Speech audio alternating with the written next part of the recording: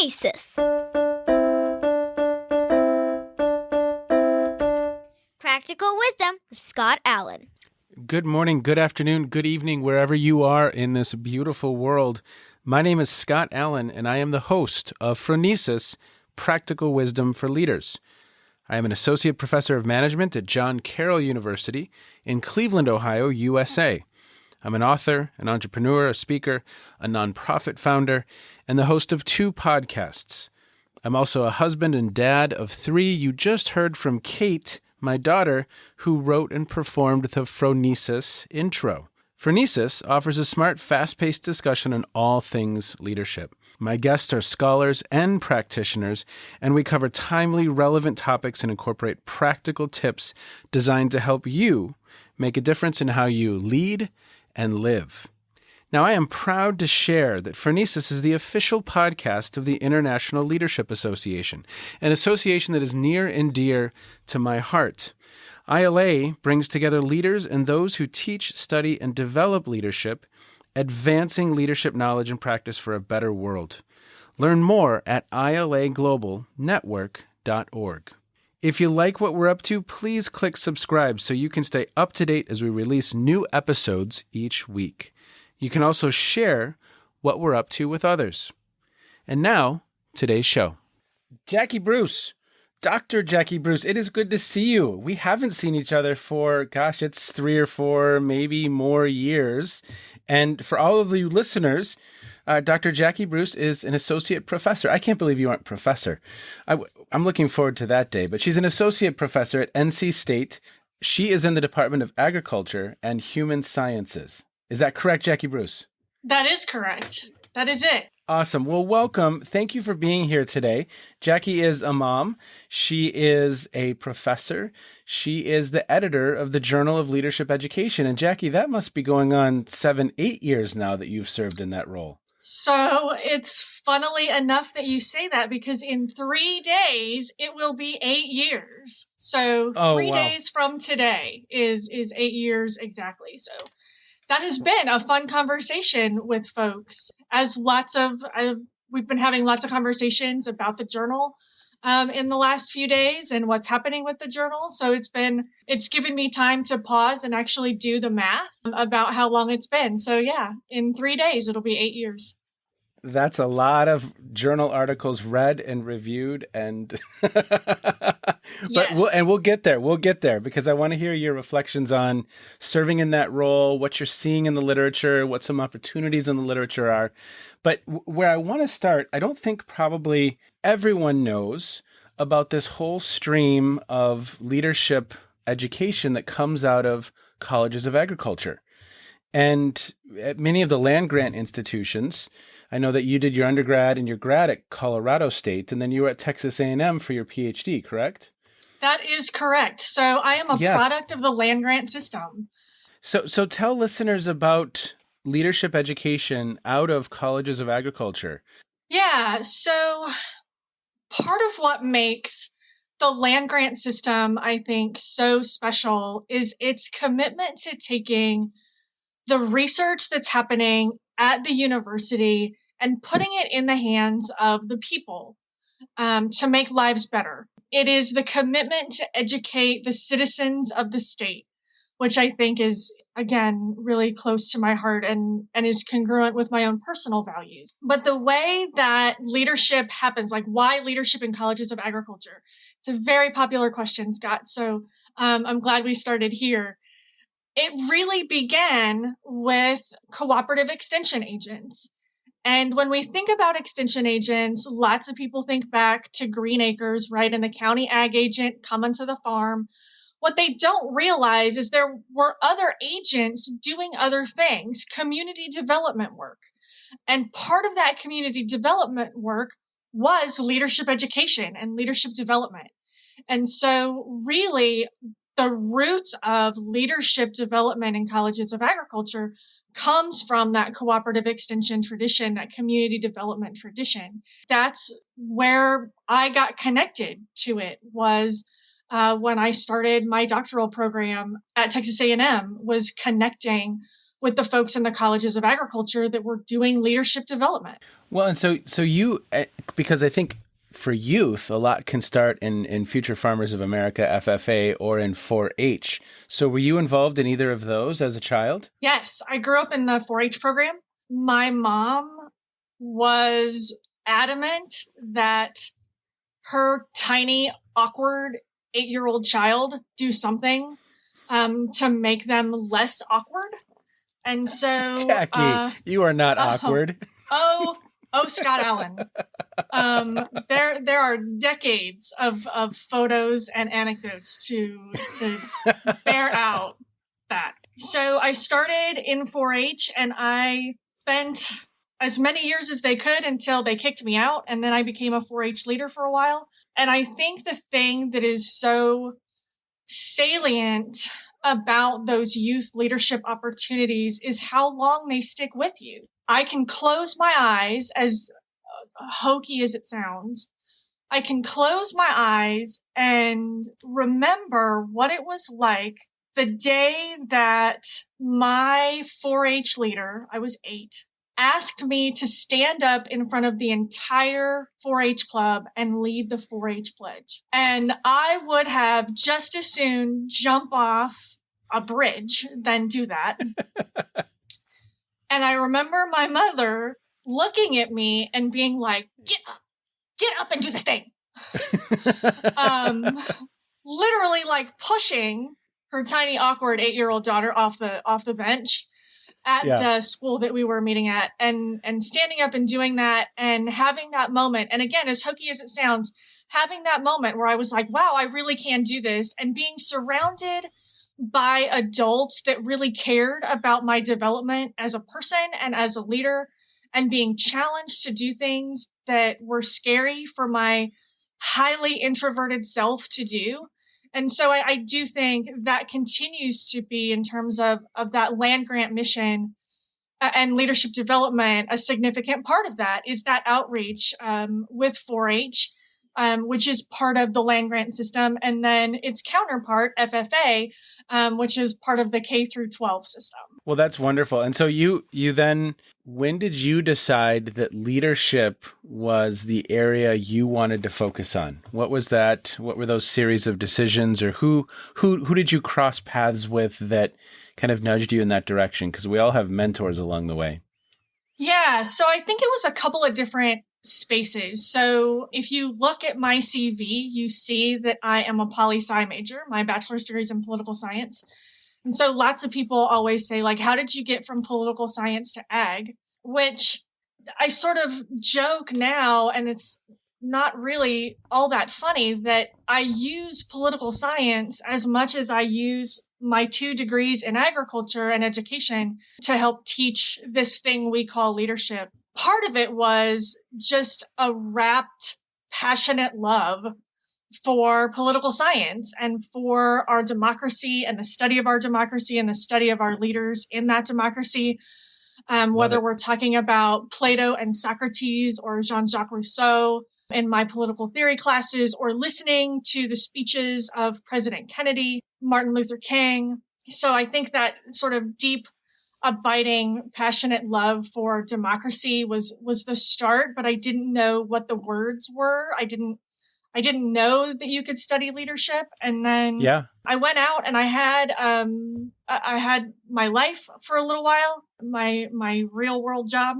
And then I went back because I knew that I wanted to be in the academy. I was inspired by amazing teachers and amazing professors. And so I knew that's where I wanted to be. And I got to Texas A&M surrounded by lovely, wonderful, God knows, patient people who allowed me to kind of explore. And then I took my first leadership class. And really, I wasn't even taking it. I was TAing it. And I remember sitting in this class as a TA, because, you know, when you're a good TA, you attend class every day regularly. You set the standard for the students. Well, and Jackie, at Texas A&M, there's there's a number of majors in these degrees, correct? Yeah, so there was, I think, more than 1,000 undergrads. Yeah. So I was sitting in this class of like 250 students as the TA, one of the TAs. and the professor was lecturing about situational leadership. And all of a sudden, it just hit me like a ton of bricks. This is what I want to do. Like, I was turning around, I was watching the students, and I was watching their faces, just sort of that aha moment, right? Yeah. And like watching a tennis match, like I'm watching the professor, I'm watching the students, I'm watching the professor, I'm watching the students, and I'm like, this is it. Like, this is it. This is what I want to do for the whole of the rest of my life. And I was surrounded by people who said yes to me, who said, yes, you can do this. Yes, you Wow. should do this. Yes, this is the way that you should go.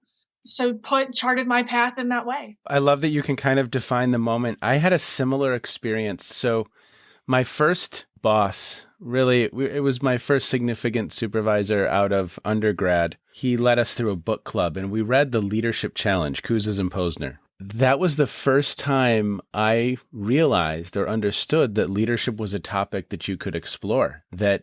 And I'd had these leadership roles as an undergraduate and failed miserably in many instances, and was reflecting consistently just, oh my gosh, this is a whole area of study. This is something we could explore. And I failed so badly at this, and this when I was just leading 2 years ago in this organization.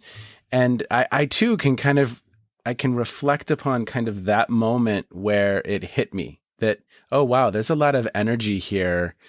I got to pay attention to that because I'm kind of really consumed by this topic. And from then on, it just became a theme. It became a constant theme.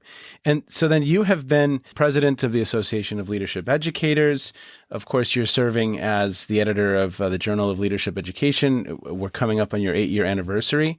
You have a really, really unique perspective, a bird's eye view on the field right now. What I would love to explore a little bit is what are some themes you're seeing? And then what are some opportunities that you think are potentially being missed? Maybe we have some listeners who are starting their careers in academia. Maybe we have some listeners who want to pursue a career in writing. What are some of those opportunities that you see in the field right now that may be lacking or missing? Oh, this is a big responsibility, Scott. And I'm so glad that I listened to other podcasts to know that this was coming. I have been uniquely fortunate in being able to serve on the board for the Association of Leadership Educators and now in the role of journal editor, in that I do get to see both sides sort of the coin, even though I don't really see it that way. So many people think you're either practicing, you're a practitioner, or you're a researcher. I don't think that's true. I think it's less and less true every day, as a matter of fact.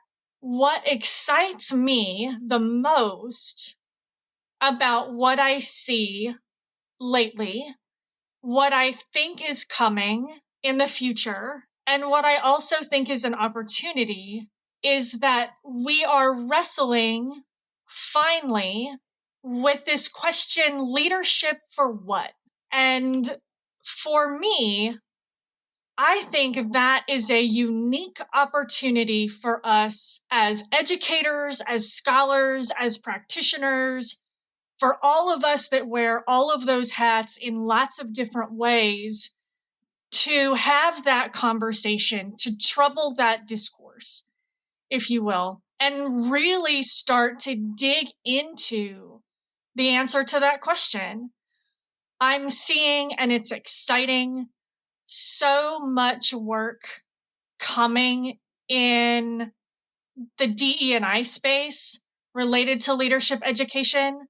And that is such important work. We need more of it. We need more people doing that work. That is the work of every person. All of us need to be in that space. And so it's exciting that that's happening. I think one of the unique things that I'm seeing from the editor's perspective is that those conversations are also creeping into assessment conversations. Assessment has always been robust. You know that, Scott.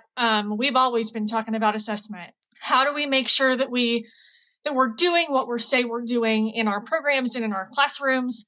And I think one of the things that I'm seeing that's exciting is that the DE&I space is creeping into those assessment spaces So we're talking about different ways of knowing, doing, and being.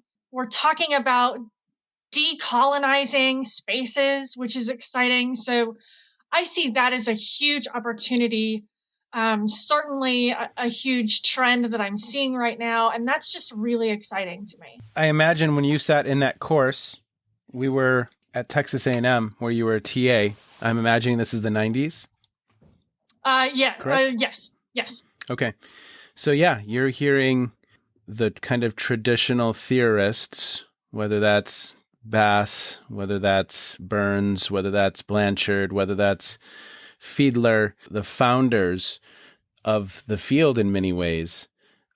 The problem with the founders, quote unquote, of the field in many ways is that they were all of one perspective. And that's limiting in my statement. I don't mean to grossly generalize, but they were all white males providing their perspective on what leadership is. And how we create this larger tent for more voices from very different places about what leadership is, I think only strengthens our understanding holistically of this topic. Because quite honestly, it's happening in Gaines in Chicago.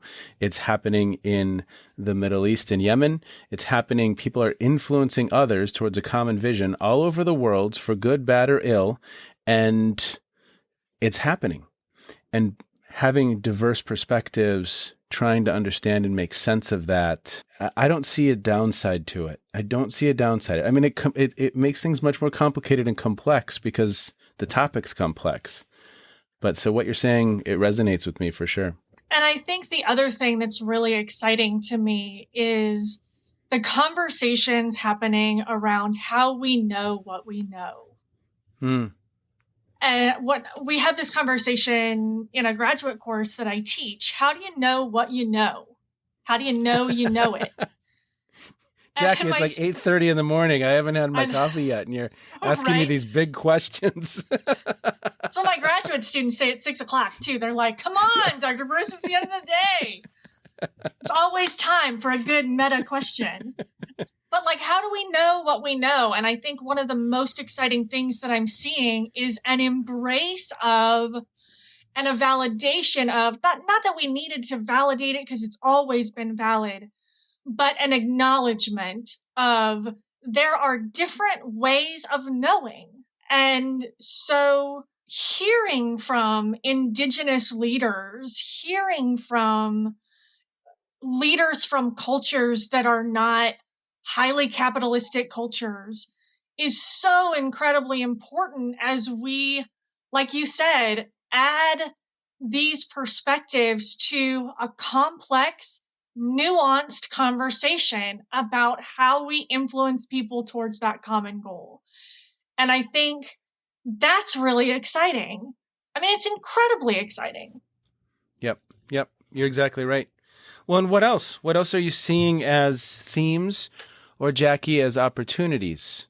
I think the other thing that I'm seeing is a lot of questions around how do we do what we do? Jackie, now how do we know what we know and how do we do what we do? That's what I'm going to call this podcast episode. I love that question though. Okay, say more. Again, I remember being that 4-H member, right? And doing all of the leadership activities, the games and the projects, and having the very short debrief period, because, you can't debrief deeply with 8-year-olds. And then moving into a doctoral program and talking about pedagogy and talking about how we teach this and balancing that with all that we know about experience and what experience teaches us and how do we bring in people's lived experiences. And so what I'm seeing now, and again, I'm seeing a little bit of it, I hope we see more of it, is work that answers that question. How do we do what we do? What are the best ways that as the conversations become more complex, that as the world becomes closer, that as the problems become more nuanced, the old stuff maybe doesn't fit anymore. And we have to take off the comfortable sweater, the comfortable cardigan. Shout out to Taylor Swift and the comfortable cardigan. And do something different. Try something different. And those educators that are out there doing things differently. I had a conversation with someone in the before times when you could be together with people. I had a conversation with an educator who was talking about being able to match biometrics with learning. So they were actually taking biometric data in on their learners as these folks were going through their program, and they were trying to match moments in time. And I was like, that is amazing. Like, let me hear more about that, to try to harness like some data from that. I know there's folks doing work, right, with eye contact and the impact of eye contact and the cultural implications of that. And not just the physical things, right, the biometric data and those kinds of things, but I think anything that helps us answer the question, how do we do what we do? And how do we do it better?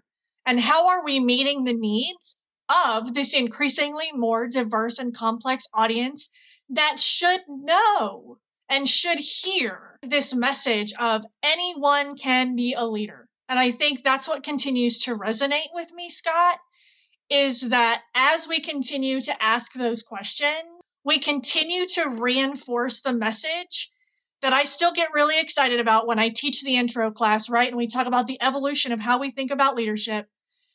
The moment when we acknowledge that anybody can be a leader is it's why we have jobs, right? It's why leadership educators have jobs, which is not only the exciting part, but it is the acknowledgement that anybody can do this. Everybody should do this.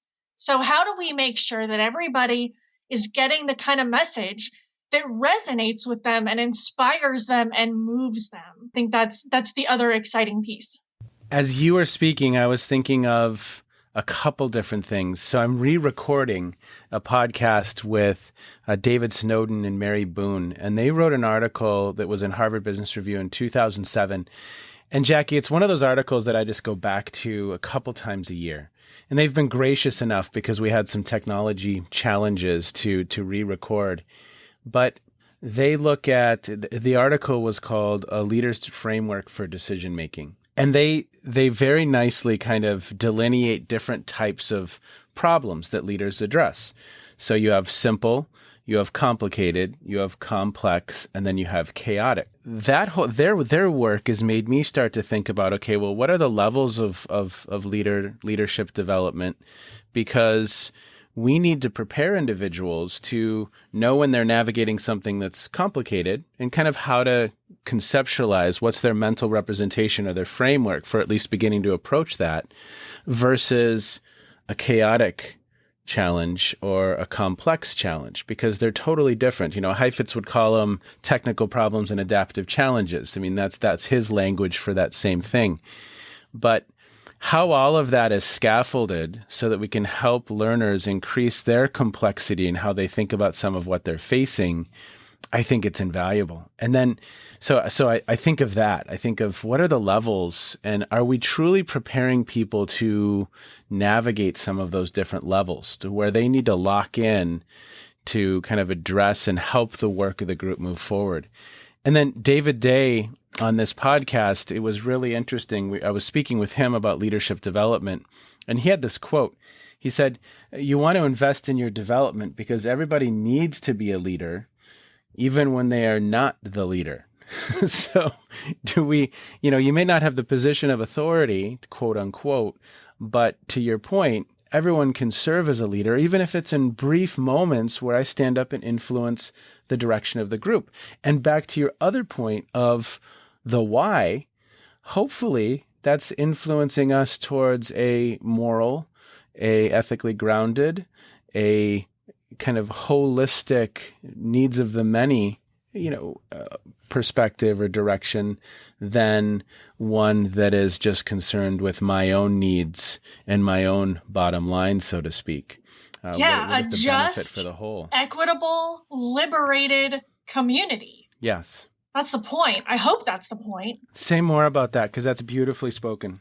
That you just said the why in part, or why, right? Yeah, so here's my soapbox that I try not to get on very much, but I do. I will get on the soapbox for just a hot second. For me, when I think about why we do this, why do I go into the classroom every day to educate young people on leadership? Why do we talk about why it's important? And for me, the why is so that we are creating more equitable, more just, more liberated community.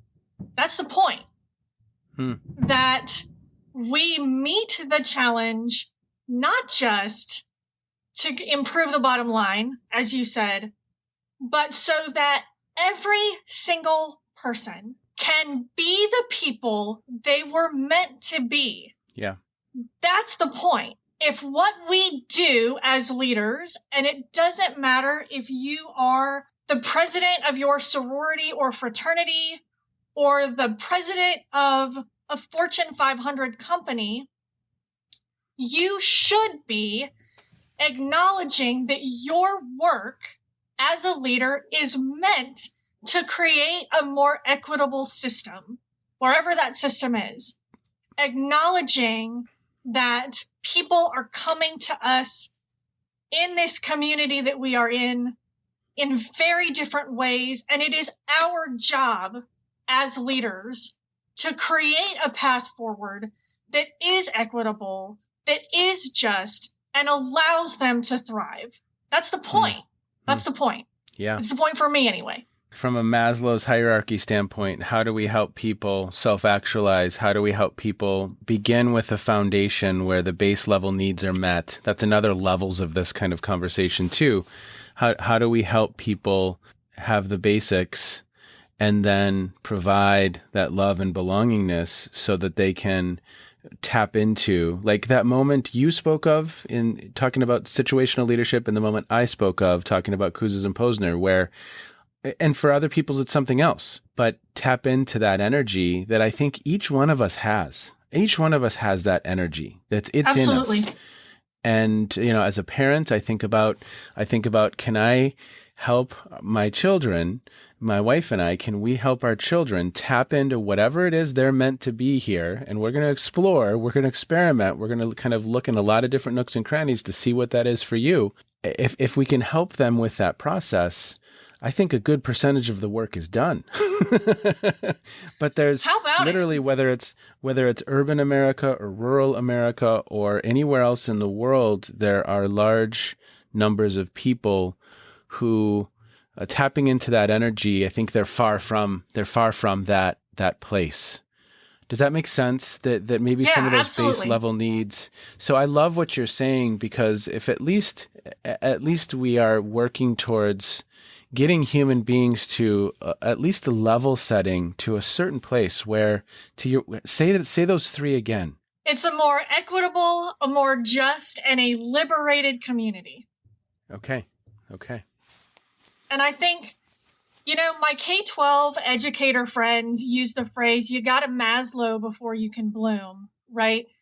The idea that we have to meet those basic needs, right? Kids have to feel, they have to be fed and sheltered and clothed. They have to feel like they belong, right? They have to feel secure. And then we can start teaching them reading, writing, and arithmetic.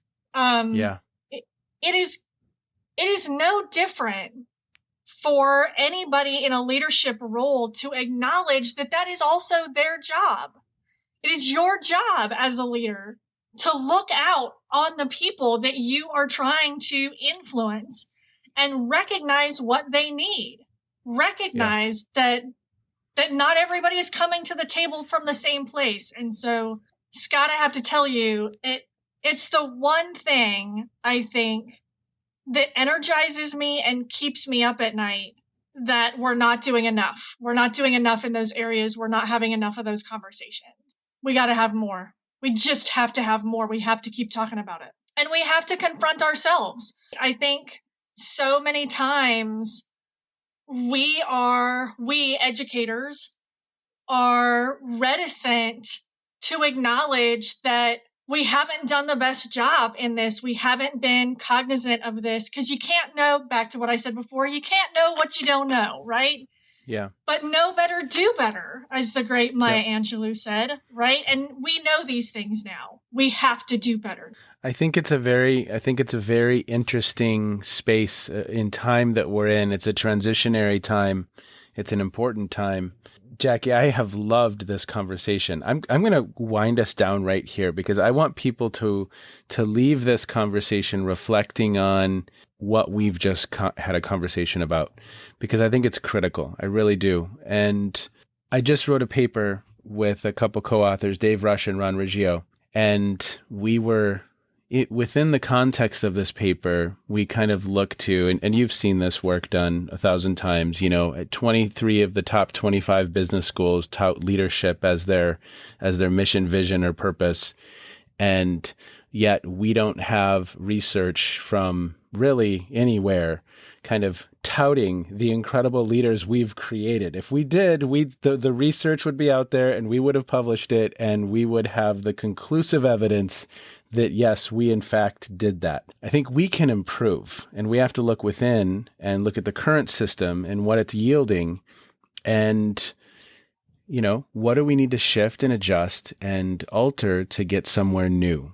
And that's not only in how we teach, but that's the why question.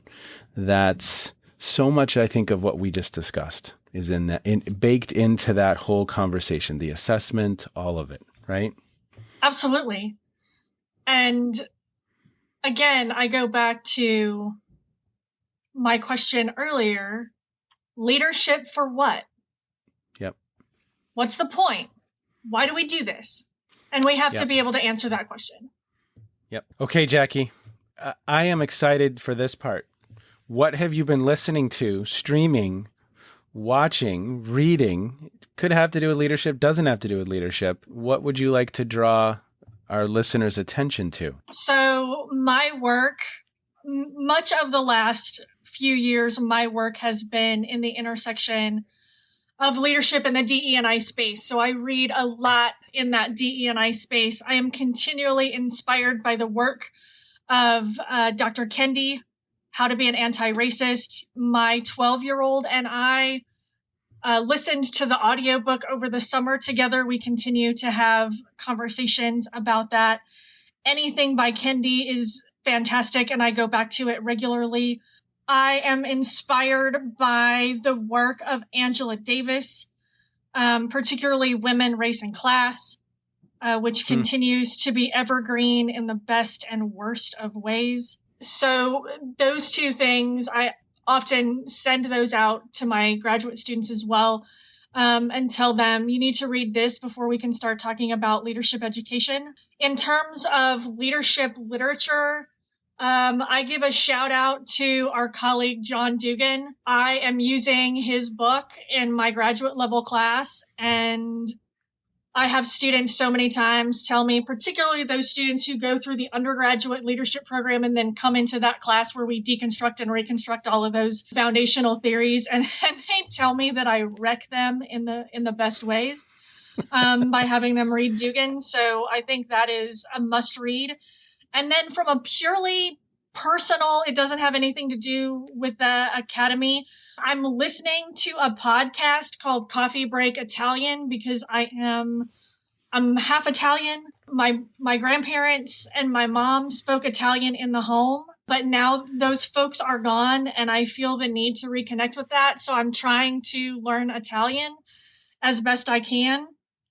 So I'm listening to Coffee Break Italian, which is charming and fascinating. Like I said, I'm a political junkie, so anything from crooked media makes me laugh and gives me hope, particularly the Pod Save America guys. So that's what's happening. That's what's awesome. In my ears, I guess. Dr. Jackie Bruce, thank you so much. You are what a appreciated. Wonderful conversation. Great way to start my day. Absolutely. Thank you for this opportunity, Scott. It's always good to see you. It's always good to connect, so I appreciate this. Oh, thank you. Thank you. Be well. Thanks. You too. For those listeners who were paying close attention, you could probably hear my wheels turning.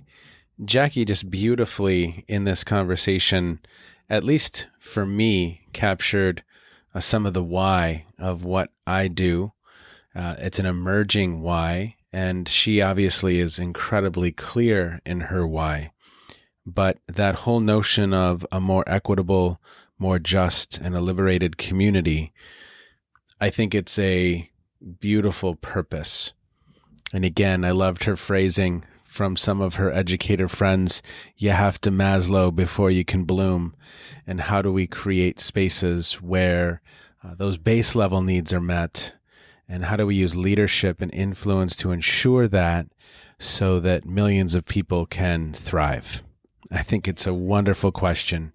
Jackie, thank you so much for the conversation. I really, truly appreciate the work that you do for the Journal of Leadership Education and the work that you do in the classroom.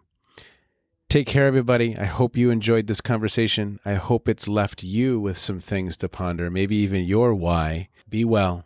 Take care. You, my friend, have just finished another episode of Phronesis, Practical Wisdom for Leaders. To get in touch with me, visit www.scottjallen.net or send me a note at scott@scottjallen.net. I can also be found on Twitter and on LinkedIn. Now, if you have feedback, I would love to hear it. And as always, thank you so much for listening to Phronesis. If you like Phronesis, I have a second podcast. It's called the Captovation Podcast. That's with an O, Captovation Podcast, where I speak with experts on the topic of designing and delivering incredible presentations. And now, Kate's twin sister, Emily, with the outro.